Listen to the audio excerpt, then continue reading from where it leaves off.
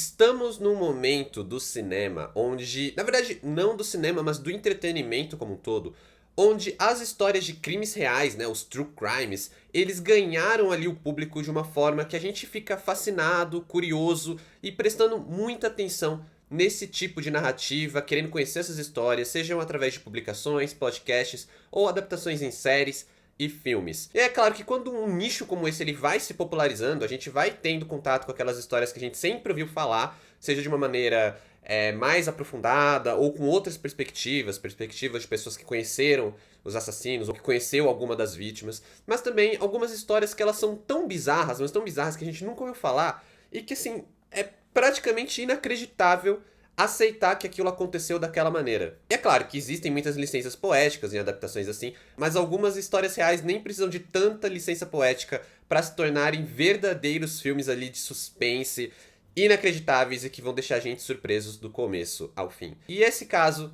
é uma dessas histórias, cuja adaptação, que era da Netflix e depois deixou de ser, foi dirigida pela Anna Kendrick, uma atriz ali que ela tá fazendo esse movimento, é uma atriz que já tem bastante projeto legal, eu gosto muito dela, dos projetos como atriz, e agora estreia na direção de A Garota da Vez. E aí é muito louco pensar nesse fascínio, como a gente vai tentando cada vez mais mergulhar nessas histórias, que são histórias macabras, né? Não são histórias confortáveis, não são histórias legais para serem romantizadas, mas a gente fica curioso. A gente tem esse fascínio macabro por detalhes, para saber de como essas pessoas foram pegas, quantas vítimas fizeram, como elas faziam, né? Quais são as diferenças entre elas. Tem alguns casos ali onde alguns assassinos morreram sem terem sido pegos. E é até meio maluco pensar de como dentro do true crime a gente consegue ter não necessariamente vários subgêneros, mas várias formas de se contar essas histórias, justamente pela forma como muitas delas são tão particulares, como é o caso dessa aqui, que a gente vai falar nesse vídeo. Mas antes deixa eu me apresentar. Fala galera, aqui quem fala é o Adam, sejam bem-vindos ao canal. Aproveita para se inscrever se for novo por aqui e já deixa um like nesse vídeo para ele chegar para mais gente, para mostrar que esse vídeo é legal, né, para chegar para mais fãs de cinema.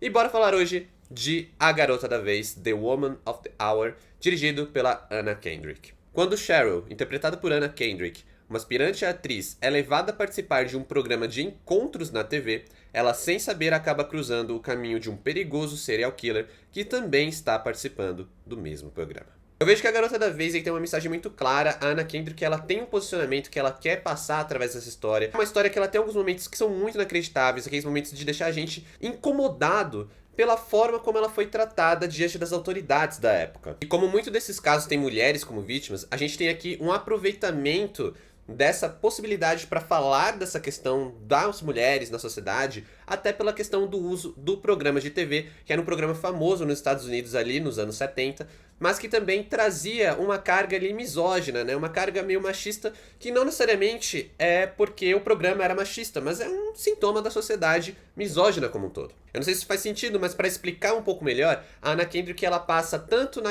lógica do programa quanto na lógica do serial killer a ideia de uma certa invisibilidade da mulher na sociedade. Seja quando ela tá nesse programa, onde ela é reduzida, seja por ser objetificada ou porque ela precisa ser mais idiota, né? Ela tem que se portar como uma mulher burra para não intimidar os caras, ela não pode ser aquela mulher que vai fazer uma pergunta muito legal, ela tem que ser simplesmente o objeto de desejo, mas também visibilizada dentro da sociedade como uma vítima, muitas vezes quando a mulher é vítima de algum caso, seja de assédio, abuso, ou aqui nesses casos, como a gente está falando realmente de assassinatos, elas acabam tentando denunciar e muitas vezes elas não têm a devida atenção e isso poderia ser algo que poderia ser revisto e que poderia evitar mais outros crimes. Quando eu digo que existem esses dois lados, né, o lado do programa e o lado do serial killer, é porque A Garota da Vez trabalha com duas narrativas quase distintas, com a lógica principal da Cheryl, né, que é a personagem da Anna Kendrick, no programa de encontros, mas com alguns flashbacks contextualizando os crimes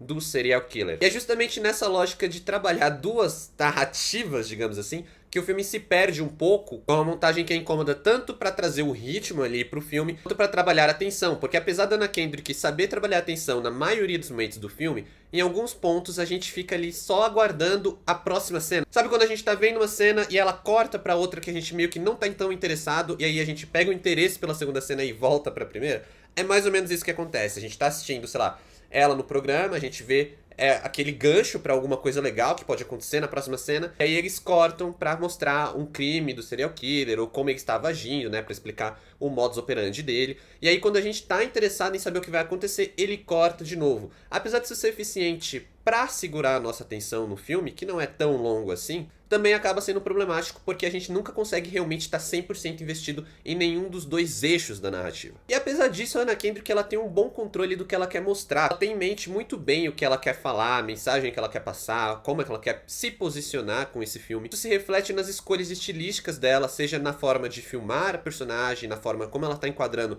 ela, o serial killer, como ela vai trabalhando esses elementos na cena, mas também ao escolher quais momentos ela vai trazer pro filme. O que eu quero dizer com isso? Que ela insere algumas ceninhas ali de alguns personagens secundários ou até terciários, assim, pra acentuar a sensação de opressão que a gente está tendo ao assistir A Garota da Vez. E eu digo a gente enquanto espectador, porque é um filme que em dados momentos ele é bem opressivo com a figura da mulher, ou mulheres que a gente está assistindo, e a gente consegue ver as coisas acontecendo, a gente consegue antever as coisas dando errado. E isso vai, é claro, acentuando toda a tensão que vai acontecendo, principalmente no ato final, onde as coisas meio que estão para se resolver, embora, é claro, o filme trabalhar com um eixo de duas narrativas sempre seja um pouco atrapalhado ali e incomode do começo ao fim. Apesar disso, há várias cenas e há vários diálogos que vão estabelecendo essa sensação incômoda no decorrer do filme, e onde a gente vai tendo aquela sensação de revolta, aquela sensação do tipo, cara, isso tudo poderia ter sido evitado, isso tudo poderia ter sido muito mais fácil de resolver se a polícia tivesse ouvido, né, se as pessoas tivessem dado atenção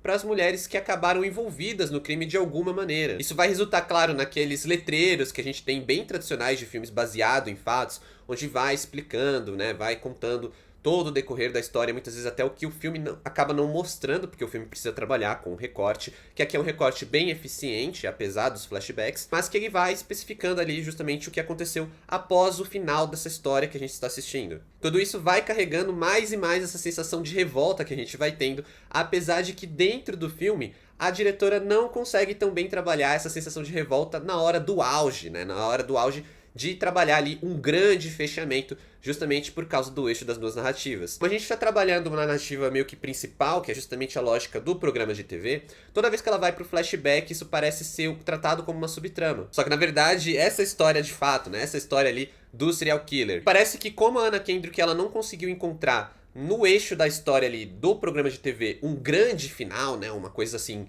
muito satisfatória, muito grandiosa, surpreendente pra finalizar o filme, ela meio que recorre a trabalhar com os flashbacks, a trabalhar com a subtrama pra conseguir dar esse impacto final, o que parece um pouco anticlimático, apesar de funcionar como um todo diante de toda a proposta que ela tem ali ao querer posicionar essa mensagem de invisibilidade dentro da mulher, dentro de uma sociedade misógina, e como isso se reflete em vários eixos, como por exemplo, tanto na delegacia quanto num programa de TV. Ou seja, de um eixo muito importante até uma coisa muito mais fútil, a gente vê como isso afeta a vida de várias mulheres. Isso vai sendo demonstrado, é claro, através de vários diálogos, como os diálogos que ela tem com o pessoal ali da maquiagem do programa, onde as mulheres falam que todos os caras que vêm pro programa são meio idiotas, que uma mulher que tá numa situação daquela, num programa daquele, ela só tem que se perguntar não quando um cara vai machucar ela, mas como um cara vai machucar ela, e a gente tá vendo isso dentro de uma narrativa onde a gente está lidando com um serial killer, o que deixa tudo um pouco mais delicado quando a gente para pra pensar, o que acaba sendo eficiente bastante pra suavizar o problema ali da montagem. É claro, apesar do desfecho ficar meio que um tom abaixo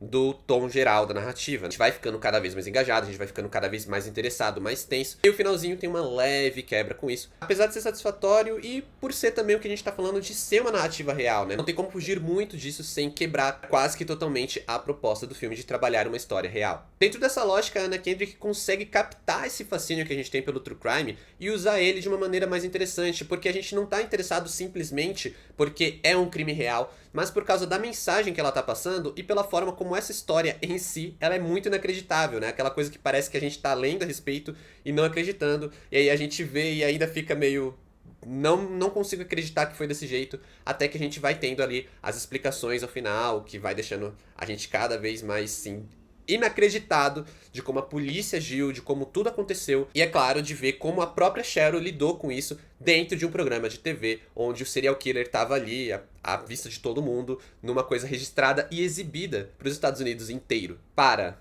A Garota da Vez, nota 7.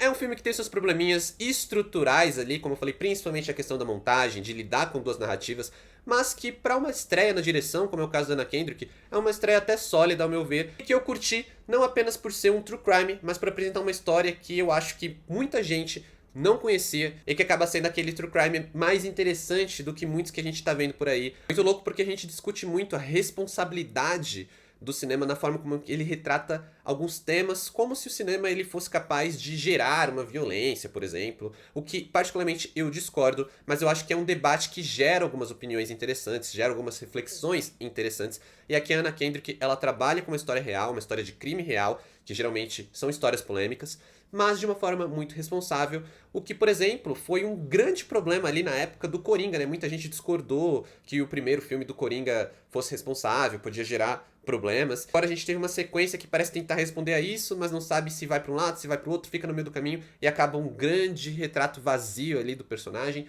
E a gente também tem, por exemplo, outros filmes que sabem muito bem trabalhar os seus temas, colocando ali, posicionando muito bem a sua ideia, como é o caso de A Substância da Coralie Fargeau, que pra mim é um dos melhores filmes do ano. Vou deixar os dois vídeos linkados aqui pra vocês assistirem, se vocês ainda não viram. Espero que vocês tenham curtido esse. Obrigado por assistirem até aqui. Valeu, falou e até mais.